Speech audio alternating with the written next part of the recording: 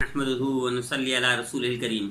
بہت سارے ساتھی احباب نوجوان بچے سوال پوچھتے ہیں کہ بعض بچے کن ذہن ہوتے ہیں، ذہین نہیں ہوتے، اور بعض بچے بزدل ہوتے ہیں، دلیر نہیں ہوتے، اور بعض بچے نکمے ہوتے ہیں اور کام کے نہیں بنتے۔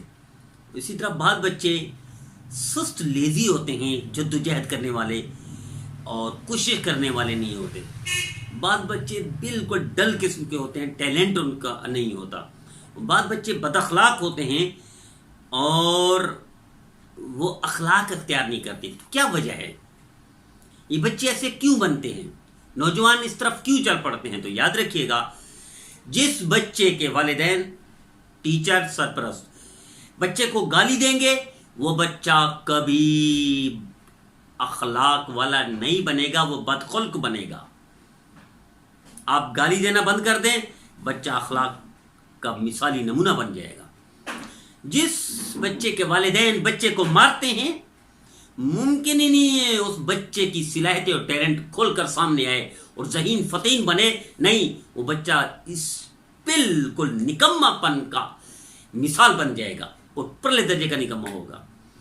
یاد رکھیے گا، جس بچے کی آپ تعریف نہیں کریں گے اور اس کو کوسیں گے، وہ کبھی بھی اچھائی اور بھلائی اور بہتری کا راستہ اختیار نہیں کرے گا۔ یاد رکھیے گا، جس بچے پر اعتبار اور بھروسہ نہیں کریں گے، وہ بچہ ہمیشہ دھوکہ باز بنے گا۔ اس کی ذمہ دار ہم خود ہوتے ہیں، دھوکہ باز بنانے کے ذمہ دار ہم خود ہوتے ہیں، نکمے بنانے کے ذمہ دار ہم خود ہوتے ہیں، بدخلق بنانے کے۔ تو اسی طرح یاد رکھیے گا، جس بچے کا مذاق اڑائیں گے، وہ بچہ کبھی بہادر نہیں بنے گا، وہ بزدل بنے گا۔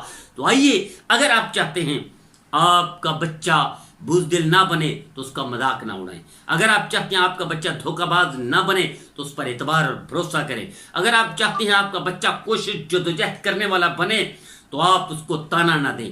اگر آپ چاہتے ہیں کہ بچہ اچھائی بھلائی کے راستے پر اختیار کرے تو آپ اس کو تعریف کریں۔ اگر آپ چاہتے ہیں بچے کا ٹیلنٹ بہت زیادہ ہو، ذہین فطین ہو، تو آپ اس کو مارے نہیں۔